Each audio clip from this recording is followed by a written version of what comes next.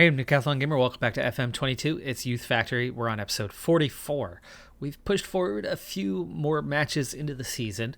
We'll get to those results here shortly. But one concerning thing from me is our performances still haven't been great. They are steadily improving. One of the big worrying factors, of course, has been the morale. That huge dip we took following the administration period and coming out the wrong end of that with everybody just ticked off as can be. Well, the key player, of course, so far this season has been Melvin Jakobsen.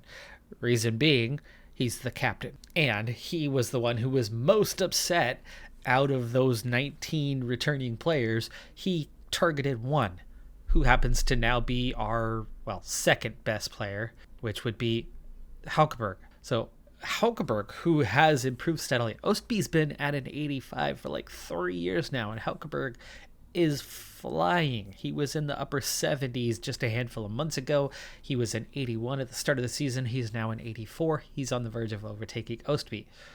Haukeberg took Jakobsen's starting spot late last season, and you can see why. The current ability in Haukeberg versus Jakobsen, it couldn't be clear. It could not be clear on the difference between these two.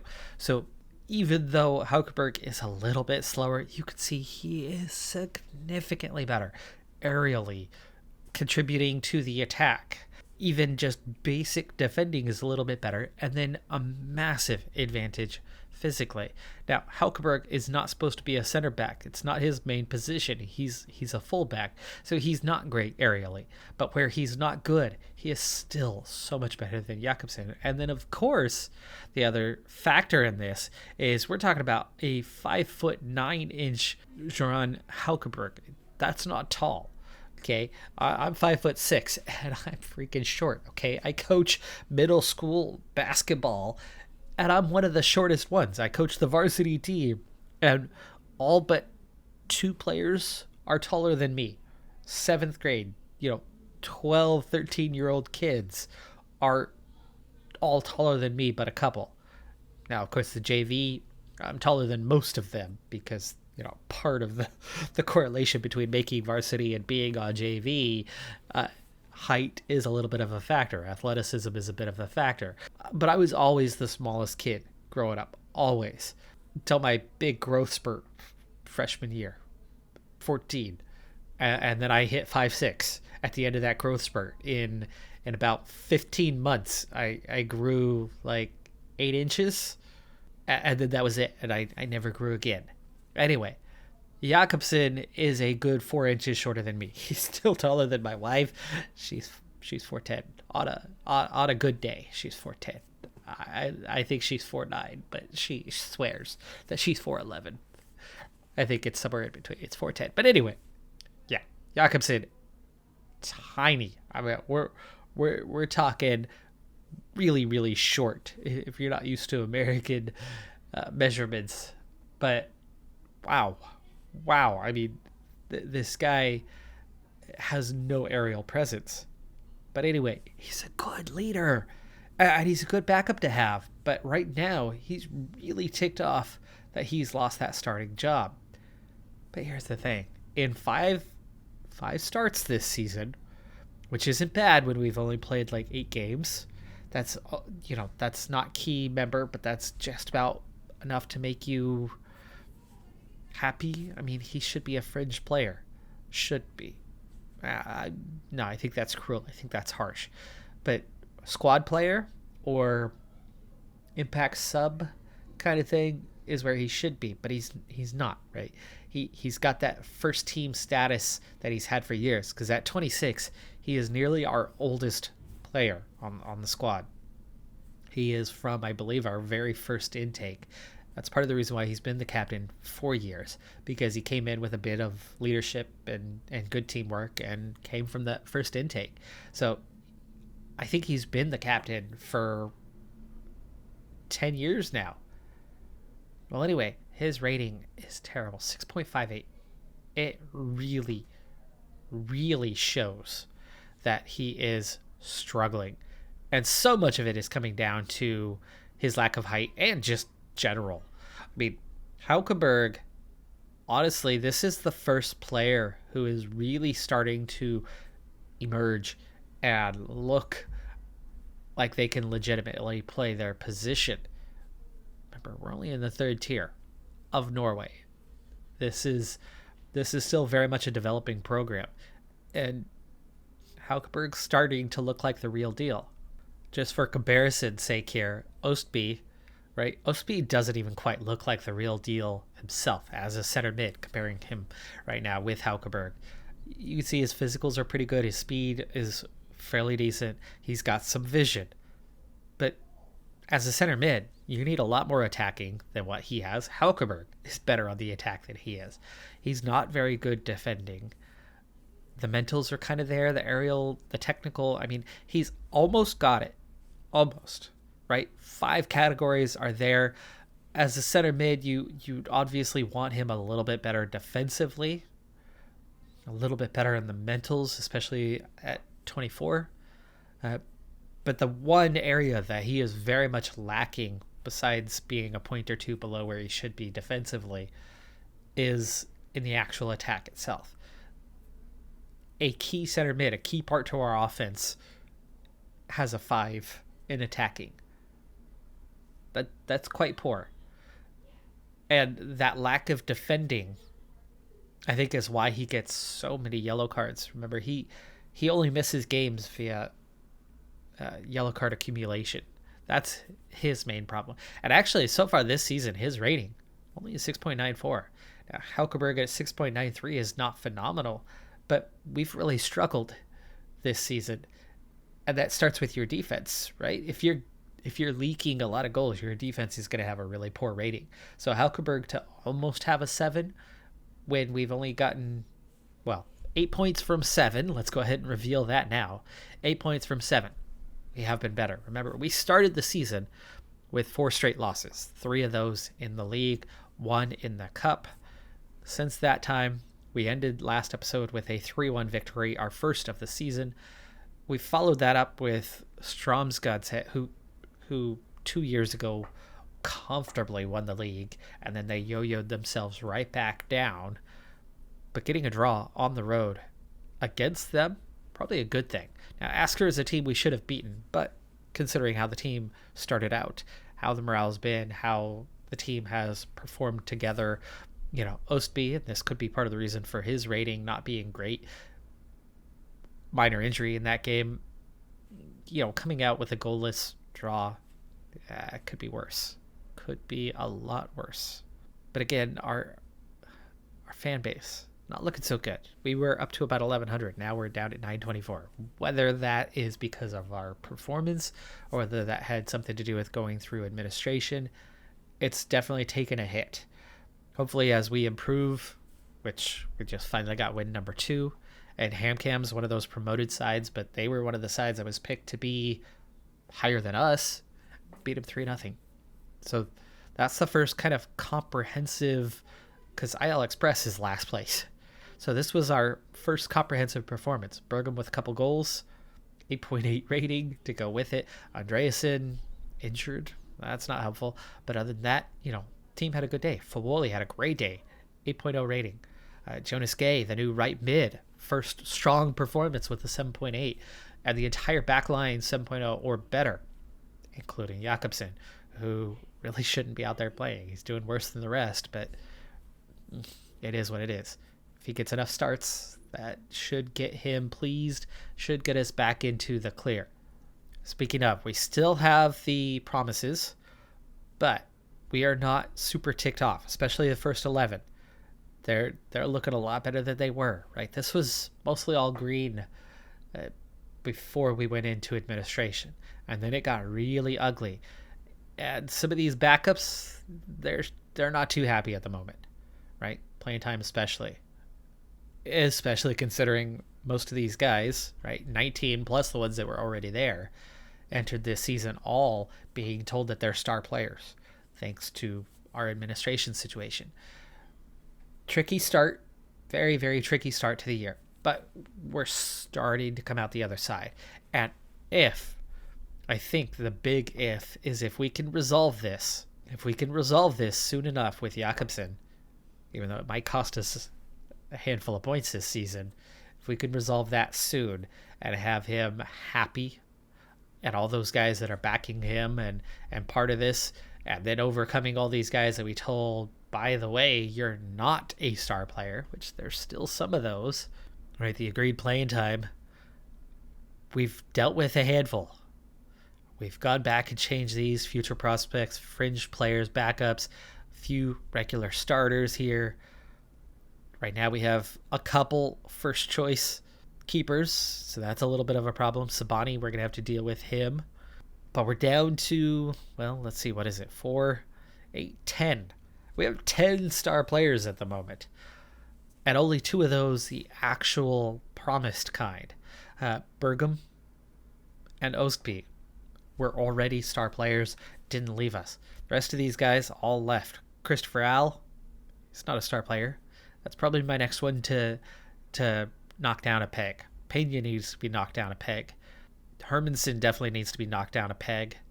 And Modeste. The others actually are starters, so I might hold them where they're at, leave them be. You know, we have our hands full dealing with this, but you deal with it all at once and you'll have no morale.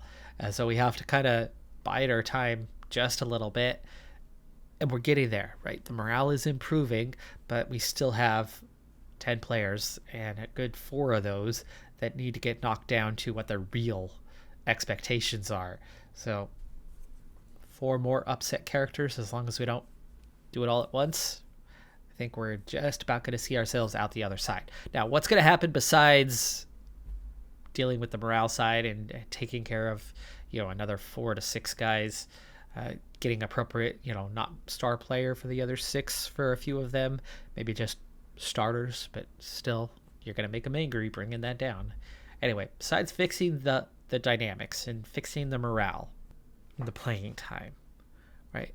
We have to still navigate the league, and 8 points through 7 matches is definitely not good, but we're already pushing from last place up out of the relegation zone. We're only a couple points shy of mid-table, but the likelihood, even if we don't, and at this stage we have not been penalized by the league for entering administration, even if we don't face that penalty, it looks like we're going to just kind of have a comfortable mid-table type season because we've had that slow start. So I think we should be well beyond the relegation zone as the season goes on, unless we suddenly find ourselves with a 10-point penalty or 12-point penalty, 15-point penalty, in which case we are facing a relegation battle. For example, if we took a 10-point penalty right now, we'd have -2. That would obviously put us in the relegation zone, that would put us last place, and we'd have some battling back to do. So, next highlight's going to be one of 2 things. Some sort of notice over a penalty, or pushing forward another 3 to 5, maybe even 6, 7 matches and seeing where we land. Hopefully, morale improving, but again, I still have some more guys to deal with, which means their individual morale will drop, and then, we'll try to recover that. But as others recover, I can handle the load on, kind of one by one, sorting that out. Or we're just in that comfortable mid-table. The longer we're just kind of sitting mid-table and stabilizing, the further I'll push. But let's get to it. Just a quick check-in. I'm not even going to show you where we're at on games because I promised we were going to push forward a little bit, and we're not quite done with that process. But here's where the team dynamics are after another month. Club atmosphere, yeah, it's coming back up. We went from pretty negative at the start of the season to fairly neutral a month ago, and now we're up to very good. It's not excellent, but it's very good, and it's definitely on the way back. And you can see the only negative across all 3 panels here is that we have 3 players who are currently unhappy. You look down at the issues, and it's pretty obvious what's going on. Sabani, yeah, he's reacted really poorly. He was already... I wasn't quite ready to decrease his time, but he started it with the whole, hey, I'm supposed to be a star player or first choice goalkeeper, and you're not playing me as one. And so he was pretty unhappy. That prompted me to go ahead and just make the move at that point. He was already unhappy. We might as well reflect why he's unhappy and knock him down a peg. And he's asking to leave. And then Christopher Al also, same reaction when we knocked him down. That was 2 of those 4 to 6 players that needed to be addressed.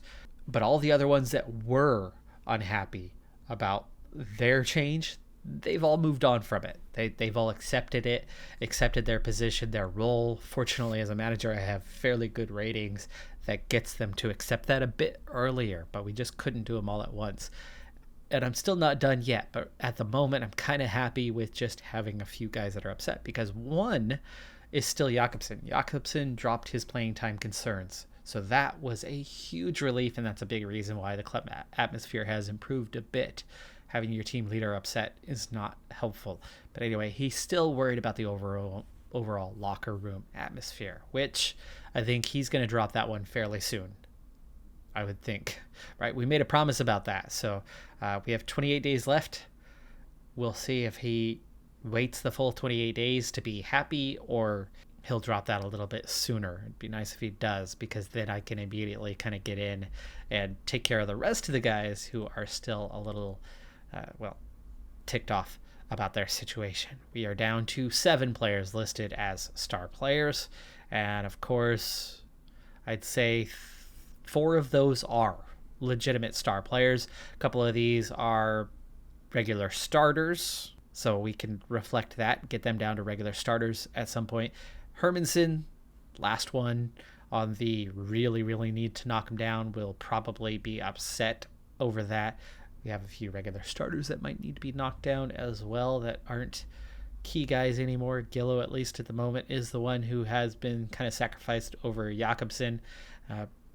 But things are looking a lot better than it was. A lot better. So dynamics, much healthier. And then we're ready to kind of continue on. And things are looking comfortable, so I'll keep pushing forward a few more matches. Quick check-in on the development of our U19s. As you can see, we have 2 players. We had somebody exactly at 60 at the start of the season. One of them has progressed. I don't know which one's which, but we had somebody in the 50s that's now in the 60s as well. So we are getting some development anyway, and you can see where the group is at. It's a fairly talented U19s group, but with as much as we've kind of gutted things, especially in terms of getting rid of players who might have actually contributed well to the performance of the U19s, but didn't actually have enough talent to make the senior squad contribute there. So we've let those go. At the moment, I'm definitely rooting for this guy. I think you know why. But other than need for rest, this group has definitely figured out a lot. Now, I haven't changed anything over the last month from where we were with that very quick dynamics check-in a month ago, but that's because we just got Jakobsen in the last few days to drop his claim.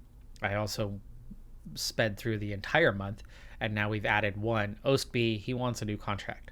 I can deal with that. I can handle that, so no big deal. And we're down to just Sabani and Al. They dropped the playing time concern, but they still want to leave to get more playing time elsewhere. That's something I'm very used to. Every year we've had that. Every year I have to deal with that. There's always that constant of a few players who want to leave and get playing time elsewhere. And I usually weather the storm unless they really start to get annoying. Sabani has been absent from practice a couple of times. He's not developing anyway, so it's not like it matters. But if he becomes too much of an issue, we'll eventually let him go because, I have 5 goalkeepers of very similar ability. But here's how the team has performed as of late. After that really terrible start to the season, we finally, got on the board, got things going, and morale started to improve. Sandefjord kicked our butts, but outside of that, we've only had 1 loss in the last 2.5 months. That's pretty good. Not perfect, but this is the sort of record we had about a year ago where you're winning majority of your matches, occasional draws, and that's where we're at. And you can see our latest game against Arendelle, lower end of the league anyway, who led 1-0, by the way, before we came back to win 2-1. Crowd back up to 1,100 And that's been our only home game of the month so far after having a few last month. But I think our position in the standings is what's helping get back to a decent sized crowd, almost 1,200 on that last one. And partway into the second half of the season now, we've played 15, halfway was 13, 26 for the season. So we have 11 matches to go. We are now comfortably into the mid-table group. We are just 5 points away from third place. By the end of the season, I think we could be pushing our way further up the table yet. Obviously, that slow start really hurting, missing out on a lot of points there. And then from there, we still had to build, right? We had multiple draws for a little bit there. And at this stage, we have 6 wins, 4 draws, 5 losses on the season. And we opened with 3 losses. We opened with a couple draws and just 1 win after that. So that was the first 6, right? Over the last 9, we have definitely been significantly better. So add that up, excluding that part of the season and the form of late, I have a feeling we might not get all the way up to third, but I have a feeling we should at least get into the top 5 by the end of the season. We should be fighting our way up a little bit higher. And look who once again is inserted right at the top of the order, Sandefjord. Now, unless things above us have changed, Sandefjord is still going to be ineligible for promotion. Is Odd 2 one of those squads? Let's double check. Okay, Ranheim is ineligible. Sandefjord is ineligible. Asker is ineligible. That's the 3. Ranheim has the chance of going up. Sandefjord, not that far off either. That could definitely change things. But at this stage, you're looking at odds being in the automatic promotion spot, theoretically, and surprisingly, Arendelle. Arendelle all the way up in third this season. They're doing really well. They've made the right kind of moves. But theoretically, we could and should get ourselves potentially into that promotion playoff spot again by the end of the season. We still have a chance at it, but for now, I'm very much not worried about that. It doesn't feel like this is the season to be moving up. This is a season to hopefully have finances be more or less balanced, or at least not losing a ton of money. Get through that administration nightmare mess that we had. Maybe get lucky and avoid the harsh penalties. Let's say we lost 10 points. They could still do that to us. I still feel like that could happen. Hasn't, but it could. If they do that, we're at 12. 5 points off avoiding relegation. And that feels like that's still easy enough, right? I still think we can gain 5 points, especially on Asker. It's one thing to gain 5 points on Arendelle in third. It's another to gain 5 points on Asker in 11th. I think the Asker one's an easy task. I think the Arendelle one is a doable task. But not only do you have to gain 5 on Arendelle, you have to also do it on Ranheim. You have to gain 4 on Haugesund. You have to gain 3 on Bren. There's a number of teams to overcome above us. Below us, I think it's pretty dang easy to get 5 more points on those guys below us. Probably get 10 points on those guys below us. So depending on the severity of the possible penalty, I think we're safe from relegation. I would love to see them give that penalty just so we can overcome it and have this season be about that. The season's definitely been about that administration and how that impacted us, the points it cost us.